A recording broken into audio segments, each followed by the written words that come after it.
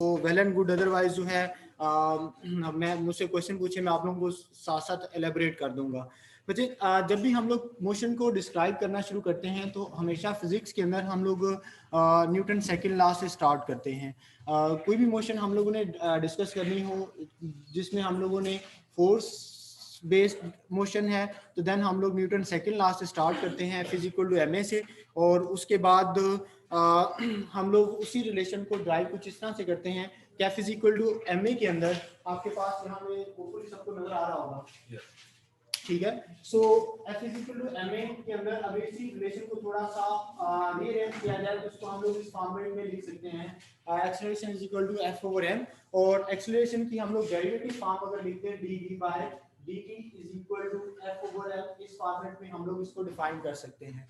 Next step में इसमें आप लोगों को सिंपली पता है कि v आपके पास वेलोसिटी है, इसके अलावा मास ऑफ द m जो है वो मास ऑफ द राइडर है जो कि उस बाइसिकल को मूव करवा रहा है। इसके अलावा f जो है वो अप्लाइड फोर्स है जो कि राइडर पहियों के ऊपर अपने पाँव की मदद से अप्लाई कर रहा होता है। इसके अलावा इसको हम लोग वर्क एनर्जी की मदद से भी डिफाइन कर सकते हैं कि वो उसके ऊपर पावर अप्लाई कर रहा होता है राइडर जो है बाइसिकल के पहियों के ऊपर, और वो उस पावर की बुनियाद के ऊपर जो उसकी एनर्जी में चेंज आ रही होती है उसकी मदद से भी हम लोग इसको डिफाइन कर सकते हैं। सो जो पावर की बेसिकली डेफिनेशन होती है in terms of energy is equal to E by T होता है। इसी रिलेशन को हम लोग फर्दर जब हम लोगों ने with the passage of time यानी कि चेंज के लिहाज से डिस्कस करना होता है कि after short interval of time के अंदर आप उसकी एनर्जी किस तरह से चेंज हो रही है और किस तरह से टाइम वेरी कर रहे हैं। मतलब सपोज करें कि अगर बॉडी जो है वो एक पॉइंट से दूसरे पॉइंट के दरमियान मूव कर रही है तो आप एक खास इंटरवल्स के बाद उसमें उसकी जो डिफरेंट पैरामीटर्स को डिस्कस कर रहे हैं तो उस केस में जो उसकी एनर्जी की चेंज आएगी या उसकी वेलोसिटी की चेंज आएगी, उस चेंज को डिस्कस करने के लिए फिर हम लोग यहाँ पे क्या करते हैं उसका टाइम के लिहाज से डेरिवेटिव ले लेते हैं, ठीक है। सो यहाँ पे ये जो E है उसकी काइनेटिक एनर्जी है। काइनेटिक एनर्जी का फार्मूला आप लोगों को पता है, हाफ एम वी स्क्वायर के इक्वल होता है। सर मकसूद ने लास्ट टाइम ले ली थी, वैसे जिसकी भी होगी आप बैठ जाएं।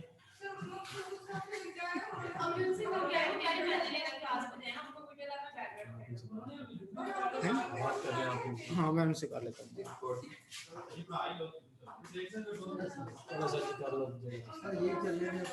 हाँ जरा कुछ तुझसे कर।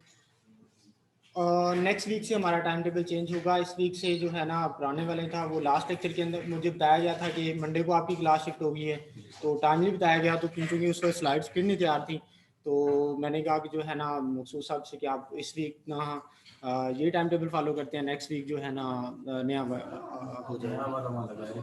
वो नया वाला मैं आतिफ को कह देता हूँ, वो लगा देगा। सो एनी हो, जब भी हम लोग किसी मूविंग बॉडी को डिस्क्राइब करना होता है तो नॉर्मली हम लोग अगर वो अंडर किसी फोर्स है तो न्यूटन सेकंड लॉ से स्टार्ट करेंगे, और न्यूटन सेकंड लॉ के मुताबिक F is equal to M A है, और अगर इसको रीअरेंज किया जाए तो इसको हम लोग time rate of change of velocity की फॉर्म में भी डिस्क्राइब कर सकते हैं, D V over D T is equal to F over M A. इसके अलावा जब हम लोग बाइसिकल की बात कर रहे हैं तो इसका मतलब है कि जो राइडर है वो एक खास पावर अप्लाई कर रहा है ऑन द पेडल्स ताकि उसको वो क्या कर सके, खास डायरेक्शन के अंदर मूव करवा ले। तो पावर के अंदर क्या हो रहा होता है, जो काइनेटिक एनर्जी होती है वो उसकी चेंज हो रही होती है with the passage of time, जैसे जैसे वो उसके ऊपर पावर अप्लाई करता जाएगा। सो काइनेटिक एनर्जी का ये जो फार्मूला है 1/2 mv स्क्वायर, जब आप इसको डिफरेंशिएट करेंगे is equal to 1/2 mv square दोनों साइड पे टाइम के लिहाज से, तो 1/2 आपके पास कांस्टेंट है, b को ड्राइव करें लेंगे पावर नीचे, पावर में से कम, तो इंटरनल की डेरिवेटिव कुछ इस तरह से आ जाएगा। सो यहाँ से 2 से कट जाएगा तो mv ओवर क्या आ जाएगा, dv ओवर dt आ जाएगा, ठीक है। सो अगेन जब इसको सॉल्व करेंगे तो dv over dt will be equal to mv dv over dt आ जाएगा। ये फार्मूला अगर आप लोग वापस इस जगह पे पुट करेंगे d ओवर dt की जगह पे तो mv dv ओवर dt आ जाएगा, that will be equal to t, और यहाँ से dv ओवर dt क्या आ जाएगा, dv over dt will be equal to p over mv के इक्वल आ जाएगा। ठीक है, तो वो मैंने उसकी फाइनल फॉर्म यहाँ पे लिख दी है। जो स्टेप्स यहाँ पे मिस है मैं आप लोगों को साथ उनको करता जाऊंगा। ठीक है, अदरवाइज डायरेक्टली यहाँ पे पुट कर सकते हैं। सो उसके बाद हम लोगों ने लास्ट लेक्चर के अंदर भी देखा था दो टाइम स्टेप्स के दरमियान जो चेंज होती है, चाहे वो एनर्जी की हो चाहे वेलोसिटी की हो। सपोज करें यहाँ पे आपके पास E1 है, यहाँ पे आपके पास E2 है, इन दोनों के दरमियान जो आपने चेंज डिस्कस करनी है that is equal to E2 minus E1 आ जाएगा। ठीक है, सिमिलरली अगर वेलोसिटी के अंदर चेंज है डेल v या dv, तो वो आपके पास क्या आ जाएगा v2 माइनस v1। कि नेक्स्ट वेलोसिटी में से हम लोग प्रीवियस वेलोसिटी को क्या करेंगे माइनस कर देंगे, तो उस टाइम इंटरवल के दरमियान जो पैरामीटर के अंदर चेंज आएगी वो हम लोग कैलकुलेट कर सकते हैं। सो अगेन यहाँ पे ये जो dv ओवर dt है इसको हम लोग लिख सकते हैं dv over dt that is equal to vo i plus 1 minus vo 5। i को आप लोग टाइम स्टेप भी कंसीडर कर सकते हैं, इसको v ऑफ t भी v of t i t plus 1 या v ऑफ t भी लिख सकते हैं। i को कंसीडर कर लें कि नेक्स्ट स्टेप के ऊपर उसकी जो वैल्यू है, इसको हम लोग इस तरह से भी रिप्रेजेंट कर सकते हैं that will be equal to p over mv, और यहां से v ऑफ i की वैल्यू निकाल सकते हैं। बाकी तमाम पैरामीटर दूसरी साइड पे जाके मल्टीप्लाई और ऐड हो जाएंगे। सर यहां p मोमेंटम है, यहाँ पे इसको पावर की फॉर्म में ले रहे हैं। मोमेंटम भी p is equal to mv होता है। ठीक, हाँ जी, पावर है p, जो अगर मोमेंटम ले रहे हैं तो वो mv से कट जाएगा। ठीक है, सो बच्चे यहाँ पे जो फाइनल फॉर्म आपके पास आएगी, अगर इसको आप लोग फर्दर ड्राइव करें तो आपके पास कुछ इस तरह से रिलेशन आएगा v of i plus 1 is equal to v of i dt। इधर डिवाइड हो रहा है, दूसरी साइड पे जाके मल्टीप्लाई हो जाएगा, ये इधर सब्ट्रैक्ट हो रहा है, दूसरी साइड पे जाके ऐड हो जाएगा। सो p ओवर mv, इसके साथ अगर आप इंडेक्स मेंशन करना चाहें तो कर सकते हैं। ठीक है, सो जब एक बॉडी उसका कोई ना कोई मास m होगा, उसके ऊपर कोई फोर्स अप्लाई कर रहे होंगे या उसके ऊपर कोई प्रेशर की वैल्यू आप अप्लाई कर रहे होंगे, तो अंडर सम वेलोसिटी क्या करना शुरू करेगा, एक स्टेप से दूसरे स्टेप की तरफ मूव करना शुरू कर देगा, starting from t is equal to 0 से लेके t1 t2 and so on final value की तरफ जाना शुरू हो जाएगा। अब इस पूरे केस के अंदर हमने कोई एक्सटर्नल पैरामीटर को डिस्कस नहीं किया, हमने इसके ऊपर जो सराउंडिंग की वजह से इसके ऊपर जो इफेक्ट्स आ सकते थे उनको डिस्क्राइब नहीं किया। अब एक चीज और ध्यान में रखें कि जब भी हम लोग किसी भी प्रॉब्लम का मैथमेटिकल मॉडल डिफाइन करेंगे, हमारी जो फाइनल उसकी फॉर्म होगी वो कुछ इस तरह से आइटरेटिव फॉर्म होगी। आइटरेटिव फॉर्म के अंदर हम लोग क्या करते हैं, नेक्स्ट वैल्यू कैलकुलेट कर रहे होते हैं based upon the previous value, और इस आइटरेटिव फार्मूला को हम लोग कंप्यूटेशन की लैंग्वेज के अंदर आइलर फार्मूला का नाम देते हैं। आइलर फार्मूला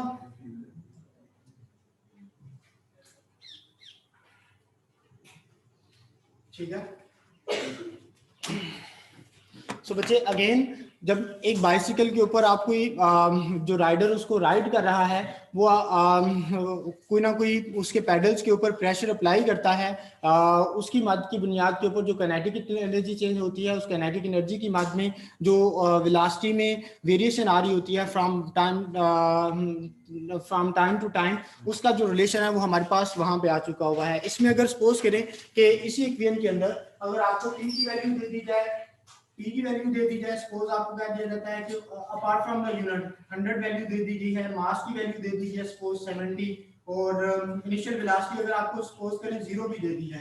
अब अगर एक चीज में रखें कि इनिशियल वेलोसिटी अगर 0 दी हुई है, v0 आप लोग अज्यूम कर लें, तो यहां पे जब आप लोग इसको सॉल्व करेंगे तो t is equal to 0 के ऊपर v of i plus 1 यानी 0 plus 1 आ जाएगा, that will be equal to v0 plus p की वैल्यू कितनी है 100 ओवर मास की वैल्यू कितनी है 70 और मल्टीप्लाई बाय v0 की वैल्यू कितनी दी हुई है 0। सो समथिंग ओवर जब 0 करेंगे तो देन dt को आप लोग यहाँ पे अज्यूम करवा लें, टाइम स्टेप्स की वैल्यू 0.01 है या 0.1 अज्यूम कर लें। सो यहाँ पे 0.1 आ जाएगा।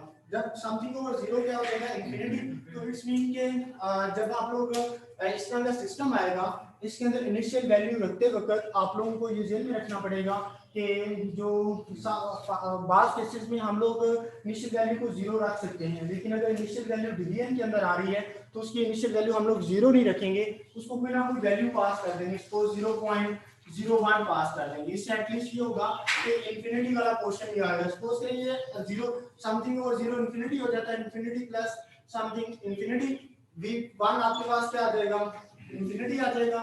उसके बाद आप जब v2 एट टाइम 2 कैलकुलेट करेंगे तो उसके अंदर क्या आ जाएगा, v1 आ जाएगा।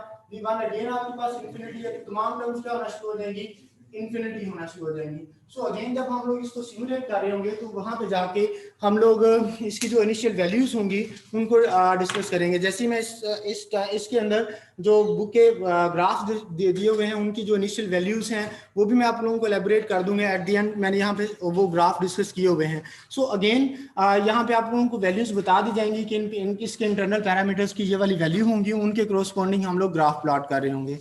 सो ये वाला जो रिलेशन है, जो हमें v का रिलेशन है, वो बताएगा कि उसकी टाइम के लिहाज से वेलोसिटी जो है बाइसिकल की वो किस तरह से वेरी कर रही होगी। और ये जो मॉडल है ये सारे का सारा उसका आइडियल मॉडल है। इसमें हम लोगों ने कोई भी एक्सटर्नल पैरामीटर जो कि उसकी मोशन के ऊपर इफेक्ट कर सकता है उसको डिस्कस नहीं किया। मसलन वो कौन से पैरामीटर हैं जो उसकी मोशन के ऊपर इफेक्ट कर सकते हैं, किस चीज की रेजिस्टेंस, एयर रेजिस्टेंस हो सकती है, फ्रिक्शन हो सकती है, इसके अलावा शेप ऑफ द साइकिल हो सकती है, या शेप ऑफ द या राइडर हो सकती है जो कि उसको क्या कर रही है, राइड कर रही है। मतलब उसका जो फ्रंट एरिया होगा जो कि एयर के साथ कांटेक्ट कर रहा होगा जिसकी वजह से उसकी स्पीड के ऊपर इफेक्ट आएगा, वो मैटर कर सकती है। इसके अलावा एयर डेंसिटी मैटर कर सकती है। सो ये वो तमाम पैरामीटर्स हैं जब हम लोग इसके अंदर इनकॉर्पोरेट करेंगे तो इसकी जो वेलोसिटी की वेरिएशन होगी वो वैसी नहीं रहेगी जैसी इस केस में आएगी। सपोज करें कि जब आप लोग इसका ग्राफ प्लॉट करेंगे with the passage of time, यहाँ पे एक चीज इस मैथमेटिक्स को समझने की कोशिश करनी है जिसकी मदद से हम लोग इसकी जो आउटकम आएगी उसको अंडरस्टैंड कर सके। मतलब यहाँ पे देखें इनिशियल वैल्यू अगर सपोज करें 0.01 है तो उसके अंदर एक कंटिन्यूसली एक पैरामीटर क्या हो रहा है, चाहे वो डिवीजन की फॉर्म में है चाहे व्हाटएवर दैट वैल्यू इज, वो आपके पास कंटिन्यूसली ऐड हो रहा है। तो इसका जो ग्राफ आएगा जब आप लोग इसका वेलोसिटी का टाइम के लिहाज से ग्राफ प्लॉट करेंगे तो इसकी value with the passage of time क्या होना शुरू हो जाएगी, इंक्रीज होना शुरू हो जाएगी। और एक स्टेज आएगी माइट में कि जब वो वैल्यू कांस्टेंट हो जाए। कांस्टेंट क्यों होगी, तो कंटिन्यूसली वेलोसिटी क्या हो रही है, डिवीजन में है। ठीक है, वेलोसिटी क्या है, डिवीजन में। सॉरी यहाँ पे dt आएगा सर, यस dt साथ यहाँ पे dt आएगा। सो यहाँ पे लिखा हुआ है, ठीक है। सो इसका रिलेशन यानी कि कंटिन्यूसली उसकी इनिशियल वैल्यू में एक खास फैक्टर चाहे वो डिवीजन की फॉर्म में था, what ever that factor is, वो कंटिन्यूसली क्या हो रहा है, ऐड हो रहा है। और उसकी जो ग्राफ आएगा वो आपके पास इंक्रीजिंग आएगा। और एक स्टेज आएगी कि वहां पे जाके वो कांस्टेंट हो जाएगा। कांस्टेंट होने का मतलब ये होगा कि वेलोसिटी की वैल्यू इतनी ज्यादा होगी है कि वो डिवीजन में है और ये फैक्टर कंटिन्यूसली डिवाइजर के अंदर एक पैरामीटर है जिसकी वैल्यू सपोज करें 100 और 1000 की फॉर्म में है और ओवरऑल फैक्टर को वो क्या कर रही है, इतना कम कर देती है कि जब उसमें ऐड अप होता है तो उसकी वैल्यू जो है वो एज सच सिग्निफिकेंटली चेंज नहीं होती। सो वेलोसिटी सपोज करें अगर पहले आपके पास 0.01 है, फिर आहिस्ता इंक्रीज करते करते थाउजेंड्स की फॉर्म में जब होगी तो देन नीचे वाला पैरामीटर जो डिवाइजर का है वो इतना ज्यादा हो जाएगा कि जो प्लस का ओवरऑल पोर्शन है वो उसकी जो एडिशन है वो इतनी ज्यादा सिग्निफिकेंट नहीं होगी। सो इस वजह से वो एक स्टेज आएगी कि आपके पास जो ग्राफ होगा वो वहां से ऑनवर्ड कांस्टेंट हो जाएगा, उसके अंदर कोई ऐसा चेंज नहीं आ रही होगी। सो अगेन ये आपके पास आइडियल मॉडल था। इसमें जब हम लोगों ने रियलिस्टिक केस को डिस्कस करना है तो रियलिस्टिक केस के अंदर हम लोग नॉर्मली एयर रेजिस्टेंस के डिफरेंट पैरामीटर्स को ही डिस्कस करते हैं।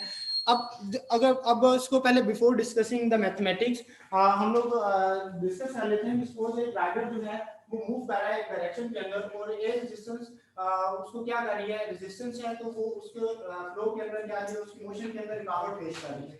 रुकावट पेश कर रही है जिसका मतलब है उसकी वेलोसिटी कंटीन्यूअसली क्या हो रही है, डिक्रीज हो रही है। तो इट्स मीन कि आपके पास मॉडल कुछ इस तरह से रहेगा लेकिन यहाँ पे कोई एक फैक्टर आ जाएगा जो क्या कर रहा होगा, इसकी वेलोसिटी को कंटीन्यूअसली डिक्रीज कर रहा होगा। ठीक है, अब वो जो फैक्टर होगा, अब ये जो रिलेशन है वो हमने कहाँ से ड्राइव किया हुआ है, वो न्यूटन सेकंड लॉ से ड्राइव किया हुआ है। तो एज अ होल हम लोग जब उसको स्टार्ट पे लेके आएंगे तो उसके अंदर जो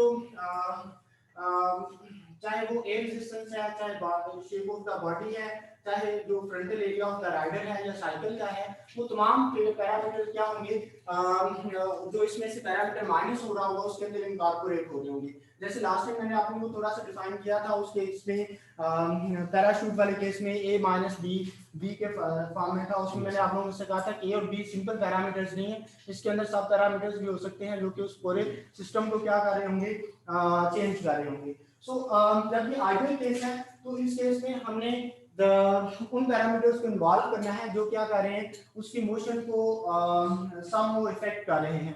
वो जो पैरामीटर्स हैं इनको हम लोग एज ओवरऑल ड्रैग फोर्स का नाम दे देते हैं। तो वो ड्रैग फोर्स होगी जो क्या कर रही है, वो उसकी मोशन के अंदर रुकावट पेश कर रही है, यानी कि रेजिस्टेंस शो करवा रही है।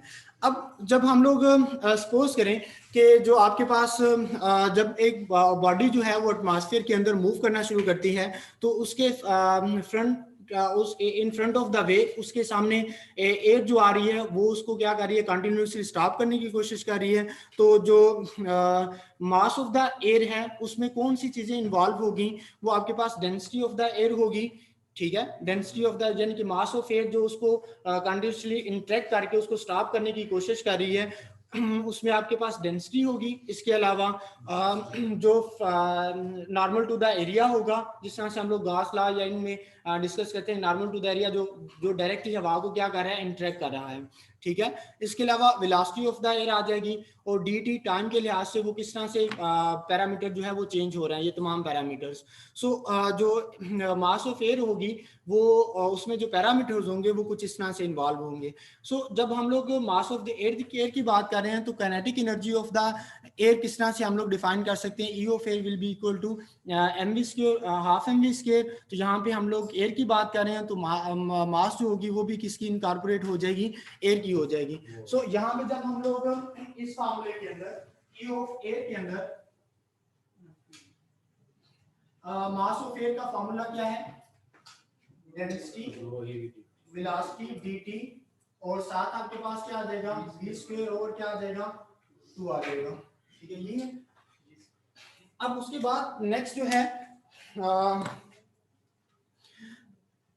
वर्क डन की डेफिनेशन को यूज करते हुए हम लोग एनर्जी और ड्रैग फोर्स को आपस में इस तरह से रिलेट करवा सकते हैं। ये वाला फार्मूला आप लोगों को एट द एंड नजर आ रहा है पीछे से,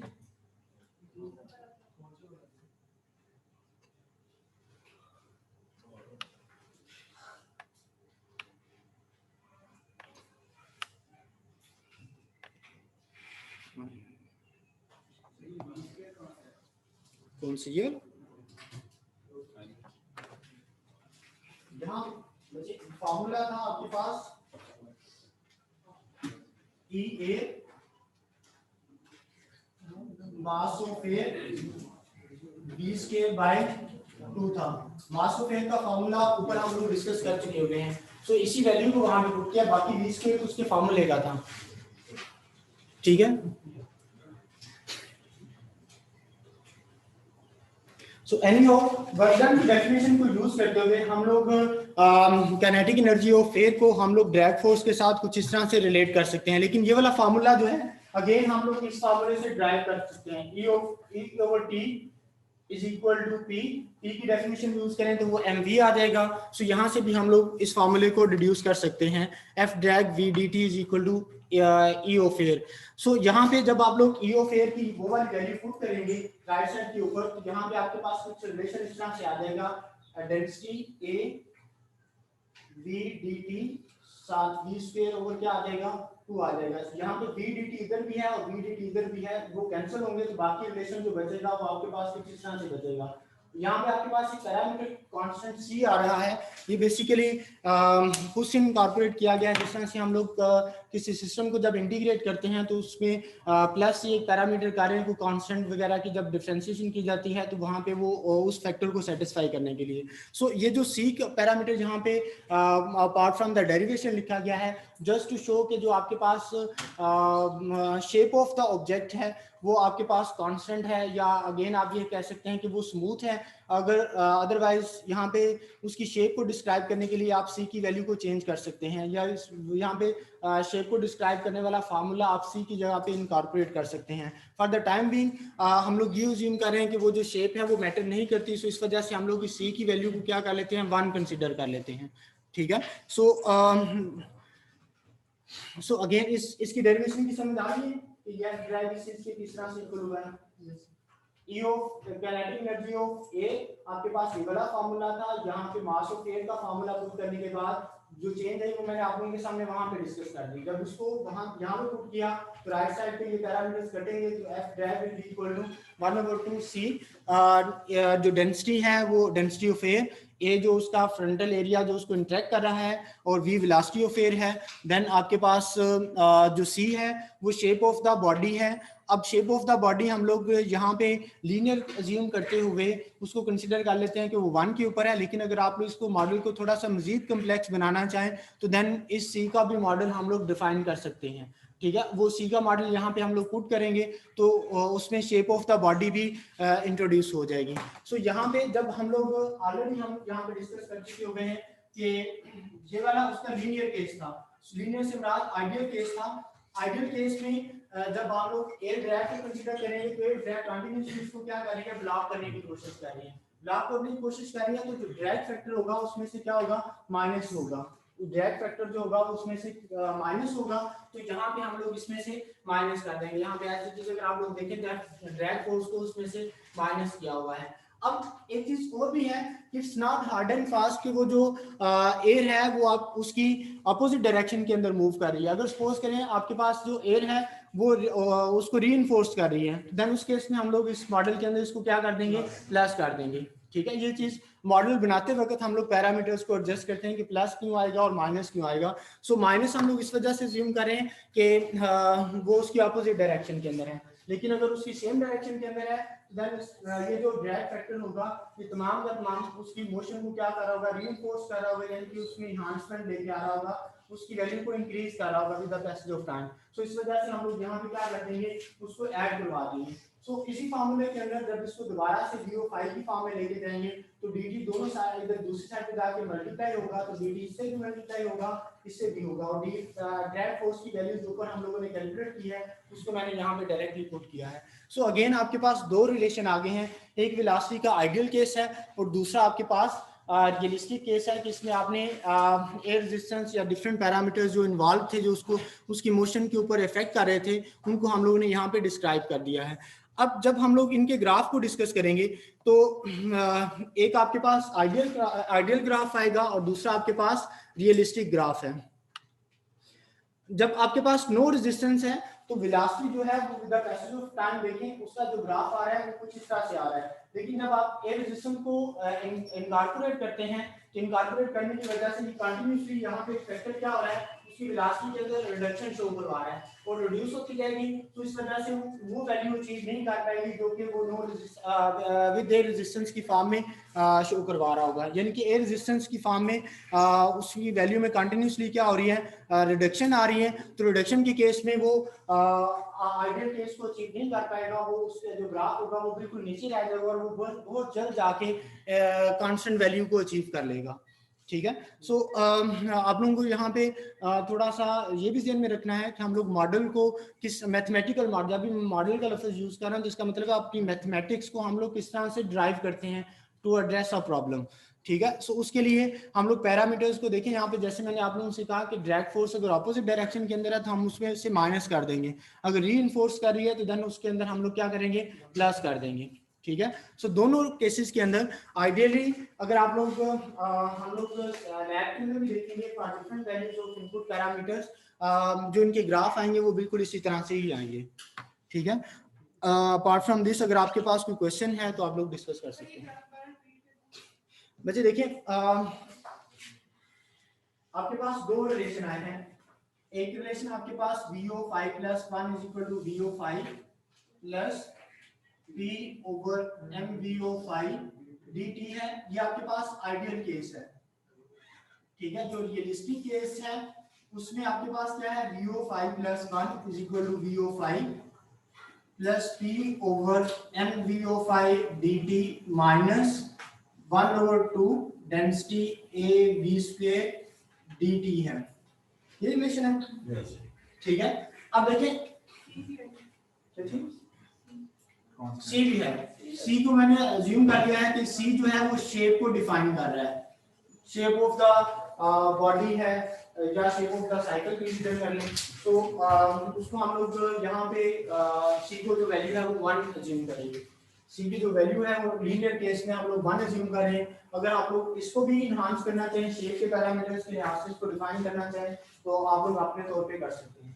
ठीक है, इट्स नॉट अगेन कि हम लोग ये जो पैरामीटर्स हैं वो सिर्फ बाइसिकल के ऊपर अप्लाई करेंगे। हम लोग आगे पिक्चर लेक्चर के अंदर देखेंगे कि जो आपके पास प्रोजेक्टाइल मोशन है या इसके अलावा मिसाइल सिमुलेशंस हैं, उन तमाम के अंदर हमारे पास ये वाले पैरामीटर किसी तरह से इन्वॉल्व होंगे। तो अगेन वहां पे अगर हम लोगों ने शेप की बात करनी है तो ये सी के लिए, इस सी को define, C is not a constant, C को डिफाइन के लिए अनदर मॉडल होगा, उसकी डिस्क्रिप्शन में उसके इंटरनल पैरामीटर्स आ जाएंगे।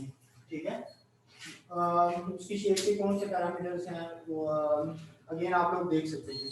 So for the time being इसको सिंपलेस्ट रखते हुए यहाँ पे सी को जो है वो 1 कंसीडर किया हुआ है। सो कमिंग टुवर्ड्स ग्राफ, जब हम लोग इनकी वैल्यूज का ग्राफ प्लॉट करेंगे तो यहाँ पे देखें उसकी वैल्यू कंटिन्यूअसली क्या हो रही है, इंक्रीज कर रही है, इसमें यहाँ पे रिडक्शन नहीं हो रही। लेकिन इस मॉडल के अंदर देखें तो ये पैरामीटर जो है वो कंटिन्यूअसली उसमें से क्या हो रहा है, माइनस हो रहा है। इस वजह से ये वैल्यू क्या होगी, with the passage of time increase तो कर रही होगी क्योंकि ये पैरामीटर उसमें क्या कर रहा है, इंक्रीमेंट कर रहा है, लेकिन साथ साथ ये पैरामीटर उसमें से क्या कर रहा है, डिक्रीज भी कर रहा है। तो इसका जो ग्राफ होगा वो आपके पास नीचे रह जाएगा एज कंपेयर टू जो आइडियल का ग्राफ है वो ऊपर जा रहा होगा।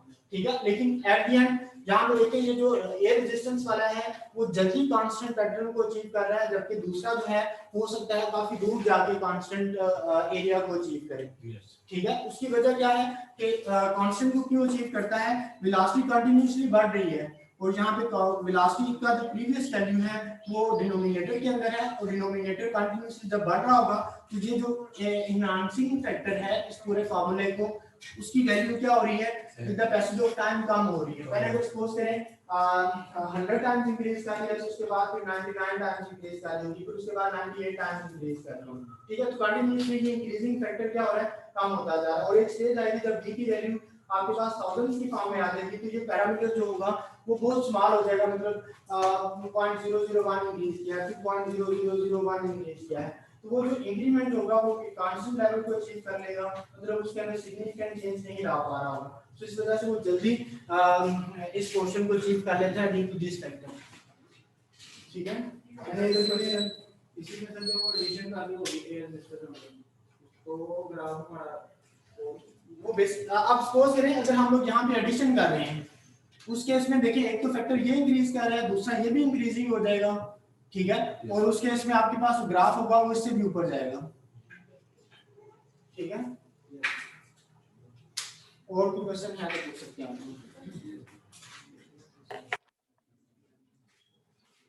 कोई क्वेश्चन नहीं है?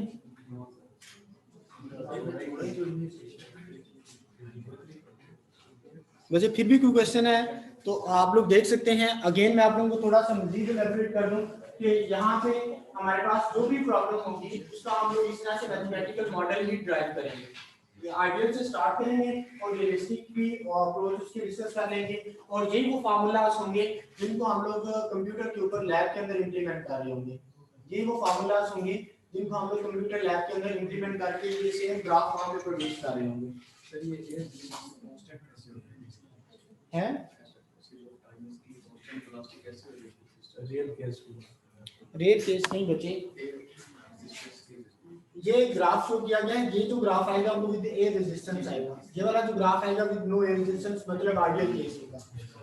तो अब बच्चे देखिए सपोज करें वेलोसिटी शुरू में जो है आपने क्या रखी थी 0.01 रखी थी। ठीक है, ये 0.01 डिवाइजर के अंदर है, ऊपर जाके 10⁻² हो जाएगा।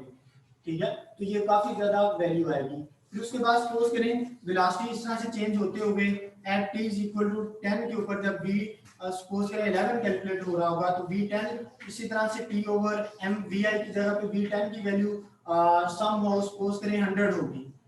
ठीक है, अब वो 100 डिवाइड करवा रहा है तो ये फैक्टर क्या हो जाएगा, कम हो जाएगा, कम हो जाएगा। फिर उसके बाद इसी तरह से ज्यूम करते हैं एट इज इक्वल टू 30, ठीक है, एट इज इक्वल टू 30 आपके पास v क्या हो जाएगा 31 v30, और ये आपके पास प्लस में p ओवर m, v की जगह पे तकरीबन ये आप सपोज करें 1500 हो चुका होगा, तो ये फैक्टर आपके पास फिर क्या हो गया, बहुत कम हो गया।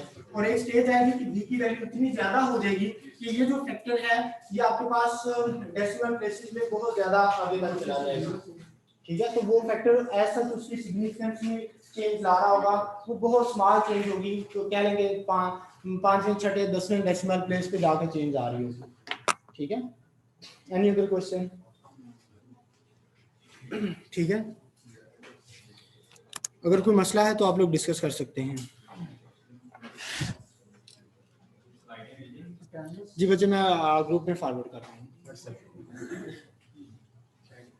ये जो जब इसको ऐड करेंगे फिर भी जाके कांस्टेंट हो जाएगा, लेकिन लेट होगा, लेकिन आई थिंक सो जल्दी हो, क्योंकि ये फैक्टर भी ऐड हो रहा है, तो ये ऐड करवा रहे होंगे, बी जो है वो ज्यादा जल्दी बढ़ रहा होगा, ज्यादा जल्दी बढ़ रहा होगा तो वो कांस्टेंट की तरफ भी ज्यादा जल्दी होती है, ठीक है।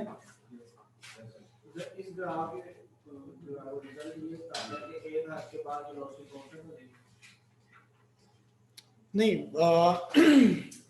वो इस फिनोमेना के अंदर है, क्योंकि यहाँ पे v आपके पास क्या हो रहा है, डिनोमिनेटर के अंदर आ रहा है। अगर सपोज करें मैं यहाँ से v को खत्म कर देता हूँ, तो फिर हम लोग कभी भी नहीं कह सकेंगे कि जो है ना वो v एक हाथ के बाद जाके कांस्टेंट हो जाएगा, ठीक है। वो जस्ट मैंने इस मॉडल को एक्सप्लेन करने के लिए कि इसके अंदर जो हर पैरामीटर है कि क्या इफेक्ट डाल रहा है, ठीक है। तो उसके लिए मैंने आपको डिमोन्स्ट्रेट किया क्या, ड्यू टू दिस डिनोमिनेटर आपके पास जो v जैसे जैसे बढ़ता जाएगा ये कांस्टेंट को अप्रोच करना शुरू कर देगा। डेफिनेटली हर प्रॉब्लम का मॉडल ये तो नहीं ना होगा, हर प्रॉब्लम का मॉडल डिफरेंट होगा, तो उसमें हर मॉडल के अंदर डिवीजन में आपके पास v भी नहीं आएगा, ठीक है। आप लोग भी पूछ सकते हैं।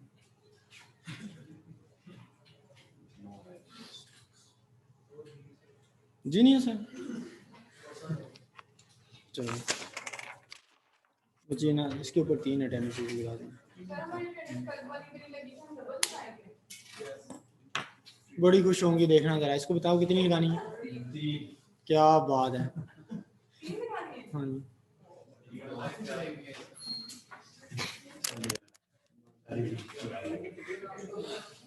तो बच्चे यहाँ पे सिर्फ फिगर को एक्सप्लेन किया गया है, इंटरनल पैरामीटर्स की क्या वैल्यू होगी, तो ये ग्राफ आएंगे।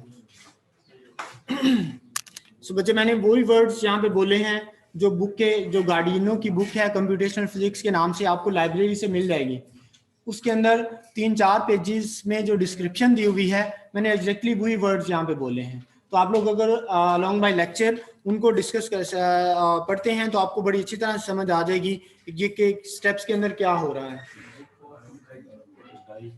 मैं बता देता हूँ।